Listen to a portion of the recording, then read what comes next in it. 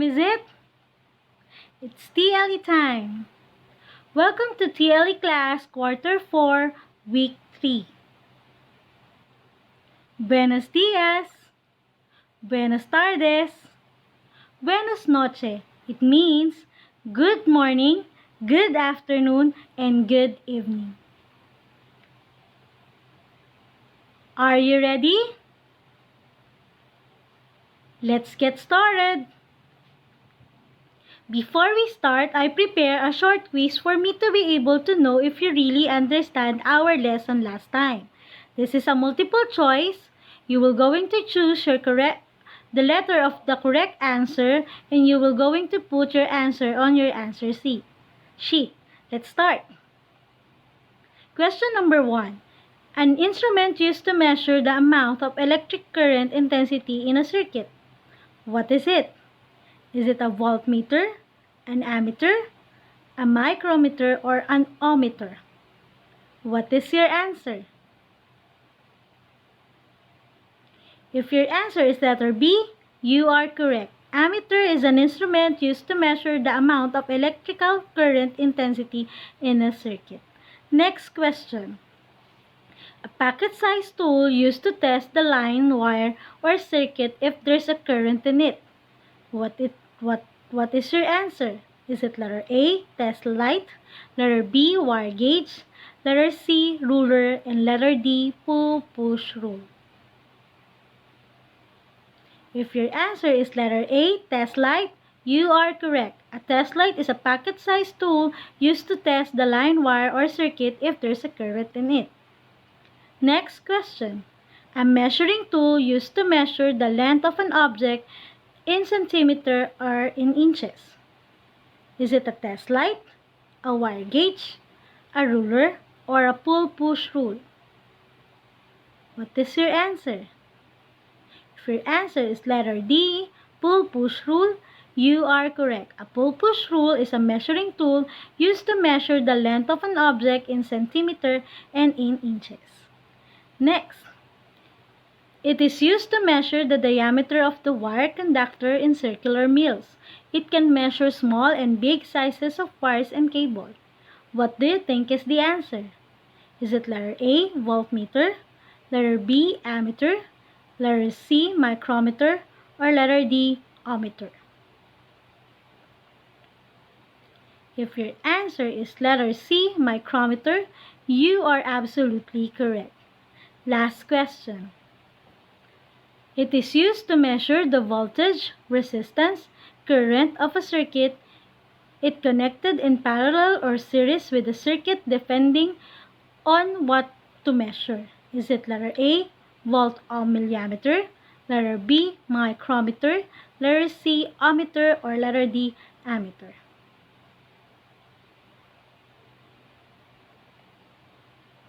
If your answer is letter A, volt ohmmeter or volt ohm millimeter, you are absolutely correct. If you got a perfect score, you absolutely understand our lesson last time. Very good, and keep it up.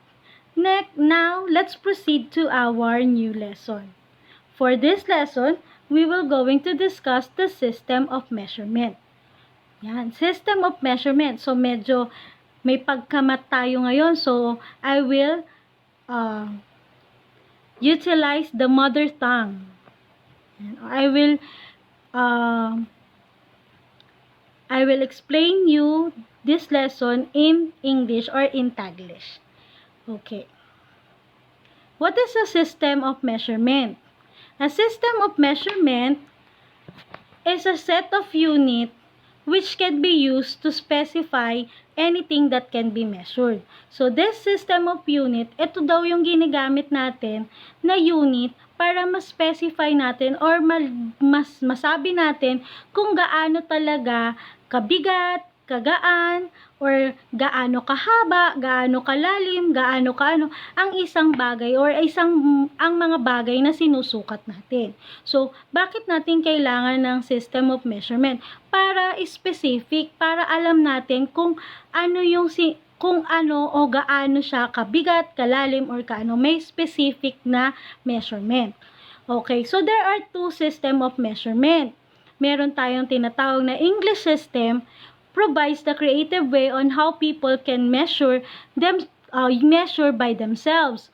For example, people measure short distance on the ground with their feet, measuring long distance with their palms, with it which is equal to a yard. Or an example of this English system is the inch, the yard, and the mile. So, have you experienced, nakapunta na ba kayo sa palengke, tapos bumili kayo ng tela? Ang sabi sa inyo, gaano po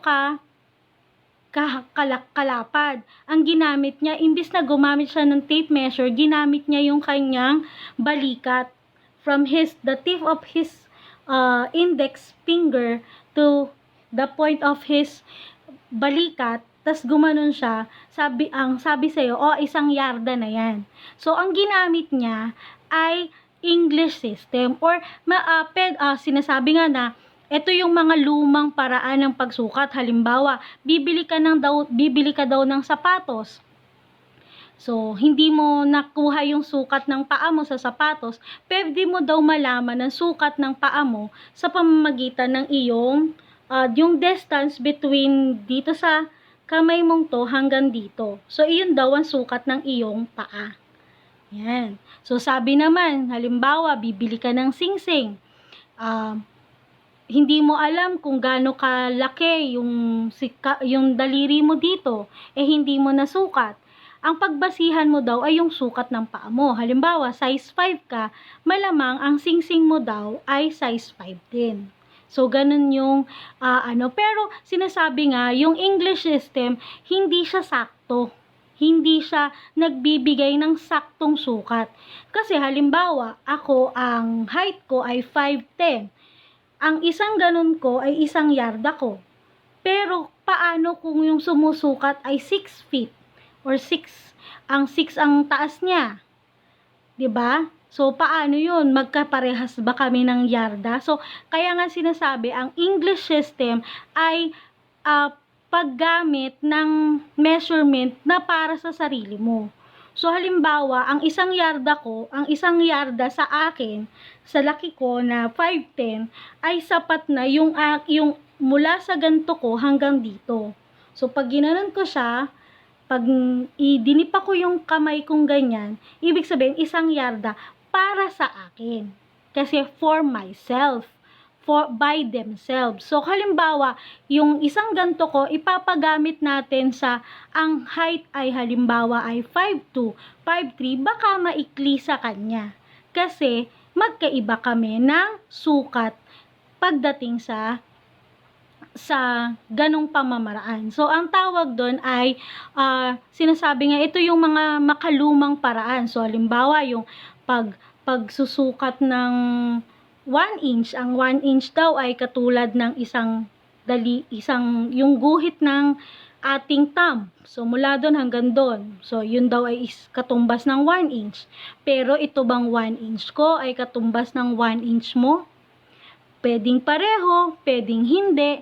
Kasi nga, ito ay creative way on how people can measure by themselves. So, kung for example, wala ka lang naman magamit na pangsukat. So, pwede mong gamitin yung sarili mo para sa sarili mo. Okay, next is the metric system. So, metric system is a decimalized system of measurement. It exists in several variations with different choice of base unit.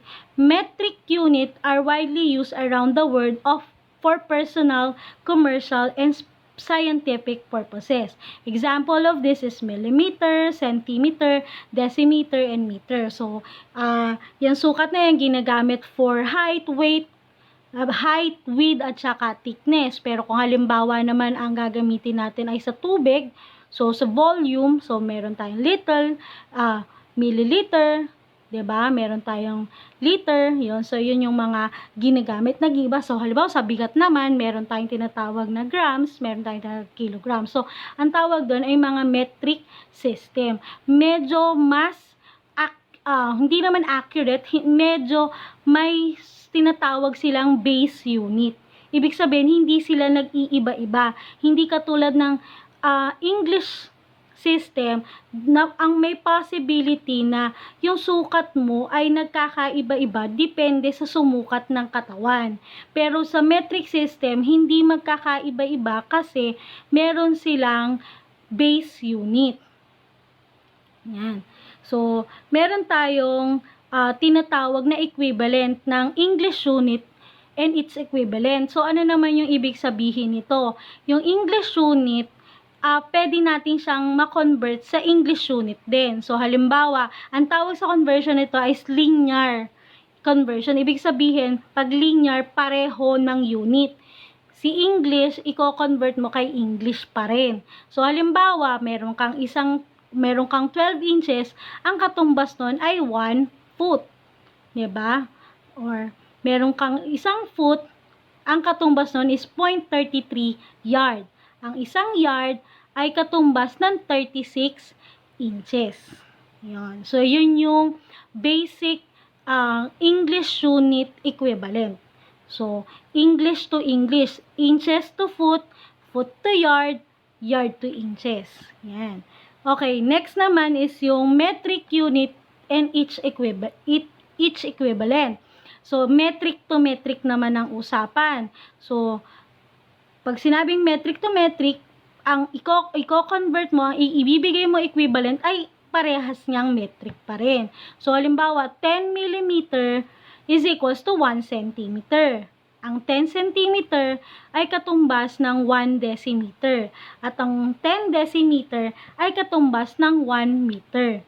So, yun yung kanyang conversion. So, milliliter, millimeter, centimeter, decimeter, 1 meter. So, pwede rin naman na millimeter to meter. Pwede yun. Kasi pareho naman silang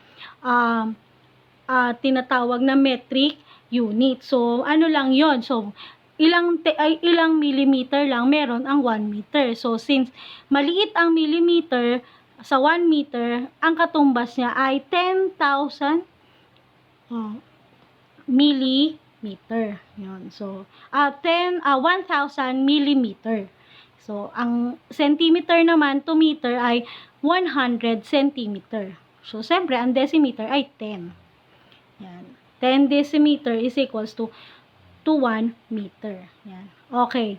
Pero meron ding, pwede ring i-convert si English to metric equivalent. So, lagi lang ang conversion ng metric ay dun sa pinakamababang niya, which is the centimeter. Hindi na natin gagamitin yung millimeter kasi masyadong mababa yun. So, ang gagamitin natin ay centimeter. 1 inch is equals to 2.54 centimeter. And then 1 foot is equals to 30.48 centimeter. 1 yard is equals to 91.44 centimeter. So, tatandaan nyo lang yan, yung conversion na yan. Kasi gagamitin natin yan para ma-solve natin ito.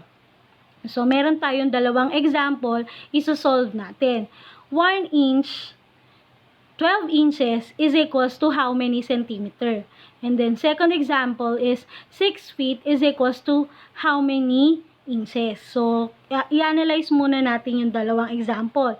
First example, ano kayang gagamitin nating equivalent? English to English, metric to metric, or English to metric? So, kung ang sagot nyo ay English to metric, tama kayo. Kasi, ang inches ay example ng English unit at ang centimeter ay example ng metric unit. Tapos, ang 6 feet is equals to inches, ano naman ang gagamitin natin? Ang gagamitin naman natin is yung English equivalent. Bakit English equivalent? Kasi pareho silang English unit. Kasi ang feet ay English unit at ang inches ay English unit din. Okay, now, let's proceed to the computation. Yan. So, meron na akong pinakita dyan. So, actually, i-analyze na lang natin kung paano nakuha yung 30.48 cm. So, tignan nyo yung slide. So, 12 inches is equals to how many centimeter? Since ang pinag-uusapan natin ay ang English to metric, pupunta tayo sa English to metric equivalent. So, ano yung hinahanap natin? Inches at saka centimeter or inch and centimeter. So, of course, ang gagamitin natin yung equivalent na may inch at saka centimeter. Ano yon? E di itong unang nasa given, yung 1 inch is equals to 2.54 centimeter. Okay, balik tayo. Since yung 12 is equals to 2.54 centimeter over 1 inch, ang gagawin natin, ilalagay muna natin yung mga conversion, tas ang gagawin natin is, ika-cancel natin yung parehong unit. So, kailangan, bakit inilagay natin yung 1 inch sa baba? Kasi, hindi natin makakancel kung ang nakalagay sa taas ay yung 1 at ang nasa baba ay 2.54. Hindi natin makakancel. Kailangan makakancel natin yung inch. Kasi iyon yung tatanggalin natin. Gagawin nga natin siyang centimeter. So, ganyan yung mangyayari. So, 12 is equals to 2.54 centimeter divide by 1. So, wala na yung unit na inch kasi kinancel na natin yon. So, 12 times 2.54 centimeter divide 1 is equals to 12 inches is equals to 30.48 centimeter. So, yun yung sagot. Pero kung halimbawa, nag-a-analyze naman kayo, tinitingnan nyo, nakita nyo naman dito, 1 foot is equals to 30.48. Isipin nyo, ilang karaming inches meron ang 1 foot. Meron siyang 12 inches, diba? So, ibig sabihin, si 12 inches ay pwede nating palitan maging 1 foot, tapos, ang gagamitin nating conversion ay yung direktang pang 1 foot. Tapos, ang sagot na natin ay direktang 30.48. No need to multiply kasi kinonvert pa natin si inch kay foot para mas madali. Pero kung hindi mo naman gagawin yon, pwede rin naman kasi parehas lang naman sila ng magiging sagot. Okay, next. Converting unit of measurement from English to metric and vice versa. Example number 2, 6 feet is equals to how many inches? Yan. So, nandun tayo sa English to English. So, babalik tayo dito sa ating conversion ng English unit and its equivalent. So, ano hinahanap natin? Inch to foot. 'Di ba? So, ang gagamitin natin ay 12 inches equals to 1 foot or 1 feet. Yan. So, balik tayo dito sa, i-analyze natin. So, since, ika-cancel natin ang feet, so, ilalagay ulit natin, isusupply natin siya, 12 inches is 6 feet is equals to 12 inches divide 1 feet, cancel the feet, para matira yung inches, kasi inches ang hinahanap natin, 6 times 12 divide by 1. Therefore, 6 feet is equals to 72 inches. Madali po ba? Mahirap? So, i-analyze lang po natin lagi yung ating examples bago tayo magsagot. Tignan natin kung anong gagamitin nating equivalent. Is it yung equivalent natin ng English equivalent? Pag English equivalent ang ginamit natin, ibig sabihin, ang kino-convert natin ay parehong English unit. So, tandaan, ang mga English unit ay inches, foot, yard, miles. Yan. So, pag sinabi naman nating metric units and its equivalent, ang gagamitin natin to pag ang ikino-convert natin ay parehong metric unit. So, pag sinabing metric unit, ang mga example, millimeter, centimeter, decimeter, at meter. Yan. Pag sinabi naman nating English to metric, ito yung magkaibang system of unit na. So, it's either symmetric to English or English to metric. Wala namang problema, vice versa naman siya kasi equivalence nga, ibig sabihin magkapareho lang ng value. Okay. Yun. So, bakit ba kailangan nating maintindihan yung English to metric, English system, metric system, English equivalent, metric equivalent, English to metric equivalent.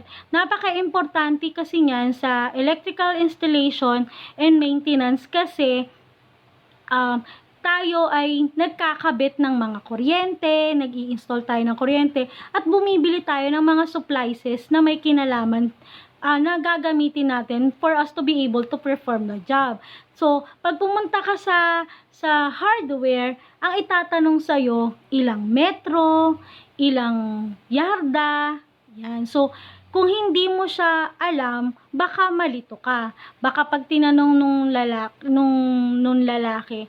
nung nagtitinda sa hardware, ilang metro ang kailangan mo?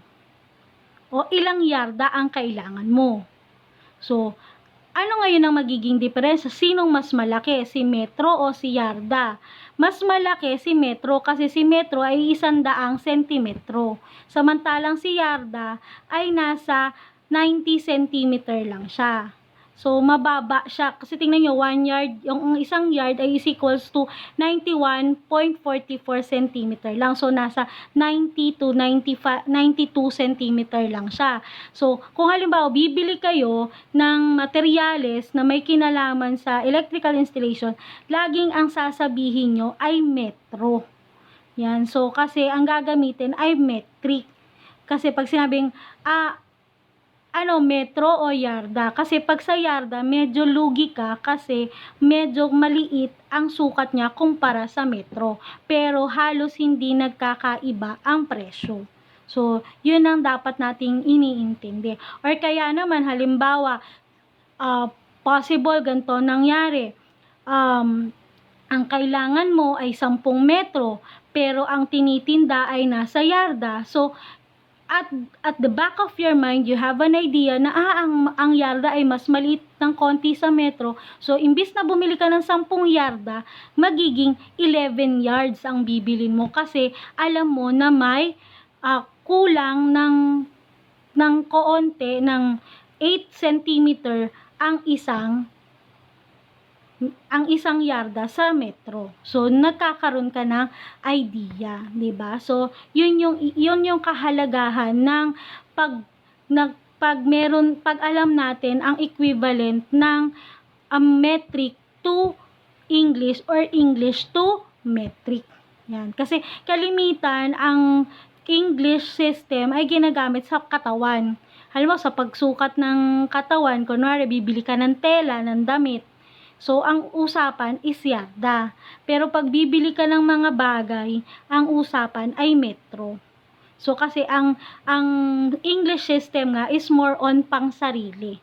So, halimbawa, bibili ka ng sapatos, ang usapan ay inches, diba kuminsan. Pero, since sinasabi nga natin na ang metric unit ay pang worldwide, ang nangyayari ay kino-convert ang inches sa centimeter. Kaya halimbawa, bibili ka ng sapatos dito sa Pilipinas, nasa size 5 ka, sa ibang bansa 35. So, bakit ganun? So, meron silang standard size na sinusunod at iyon ay nakabase sa centimeter. Kasi ang 35 ay katumbas ng 22.5 centimeter. Parang ganun yung katumbas niya sa paa. So, sa ibang bansa kasi, there are more centimeters. So, kahit sa pagsukat ng katawan, di ba, ang bigat natin ay metric equivalent. So, kilogram tayo, naka-kilogram. Sa boxing, ang ginagamit nila is English kasi naka-pounds. Yan. So, sa boxing, 125 pounds. So, ang ginamit niya ay English unit. Pero, pag nag-a-apply tayo, tinatanong ka, ilan ang kilogram mo?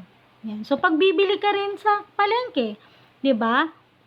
Hindi naman tinatanong kung ilang pounds ang bibilin mo or ilang ounce. Ang tinatanong doon is ilang litro, ilang kilo kasi mas ginagamit ang metric kumpara sa English equivalent. English system. Naintindihan? Kung may tanong pa, yun, that is our lesson for today. Kung may mga tanong, pwede na lang message sa ating GC para mas dun natin maipaliwanag yung mga dapat maintindihan. And that is our lesson for today. Gracias, grade 7. Adios. Ciao. And nos vemos. Means, goodbye. Thank you. Grade 7. Goodbye, goodbye, goodbye.